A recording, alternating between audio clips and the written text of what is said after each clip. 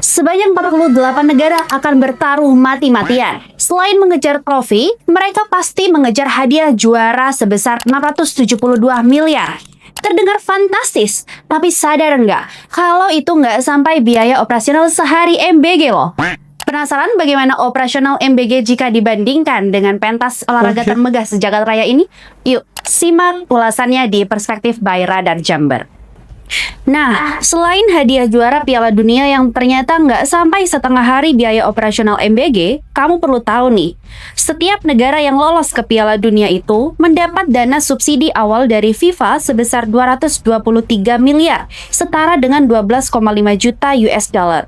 Selain itu, mereka juga dapat suntikan dana dari federasi masing-masing rata-rata 53,7 miliar, setara dengan 3 juta US dollar.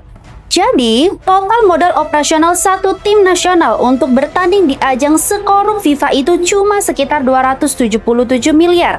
Tapi tahu nggak, angka segitu langsung kelihatan kayak duit receh kalau dibandingkan sama anggaran Zoom atau motor listrik MBG. Bayangin aja, buat pengadaan motor listrik dinas petugas lapangan saja, anggarannya bisa tembus hingga 1 triliun rupiah. Duit motor dinas doang sudah bisa buat memodali hampir 4 negara buat ikutan Piala Dunia. Belum lagi urusan perintilan yang bikin geleng-geleng kepala. Anggaran kaos kaki dinas dialokasikan senilai 6,9 miliar, plus biaya langganan aplikasi Zoom sebesar 5,7 miliar. Totalnya hingga 12,6 miliar, cuma habis buat urusan alas kaki dan perangkat virtual pejabat. Ya gak heran kalau pembagian pos anggarannya sekreatif dan seugal-ugalan ini. Ujung-ujungnya malah diberesin dan diciduk sama KPK.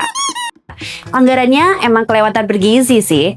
Bahkan, kalau kita hitung skala makro, hajatan Piala Dunia 2026 yang digelar oleh 3 negara adidaya sekaligus, Amerika Serikat, Kanada, dan Meksiko cuma menghabiskan biaya total 248,8 triliun. Sementara anggaran MBG kita setahunnya tembus hingga 140 triliun.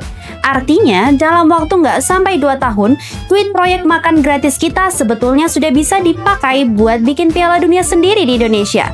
Lengkap dengan bikin stadion baru, motor listrik, sampai kaos kaki dinasnya.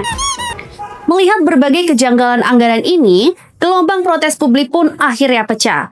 Terbaru, BEM Universitas Erlangga meluncurkan petisi daring bertajuk Evaluasi Total dan Hentikan Sementara Program MBG yang berhasil mengumpulkan lebih dari 31.000 tanda tangan hanya dalam waktu 1 hari. Kepala BGN baru, Nanik Sudaryati Dea, langsung berstatement memberdayakan kantin sekolah dengan dalih efisiensi dan percepatan jangkauan. Tapi jujur, langkah ini telat banget ya. Kalau dari awal ujung-ujungnya mau efisiensi pakai kantin lama, buat apa kemarin buru-buru menghamburkan triliunan buat bangun SPPG sampai motor listrik? Ini justru makin membuktikan kalau proyek MBG emang seminimal itu perencanaannya. Tapi sematang itu urusan bagi-bagi jatahnya. Jadi, kalau menurut kalian sendiri bagaimana? Apakah manuver kantin sekolah dari Ibu Nanik ini bisa menyelamatkan program MBG atau malah memperjelas amburadulnya perencanaan sejak awal? Tulis pendapat kalian di kolom komentar. Saya Via, sampai jumpa di perspektif selanjutnya.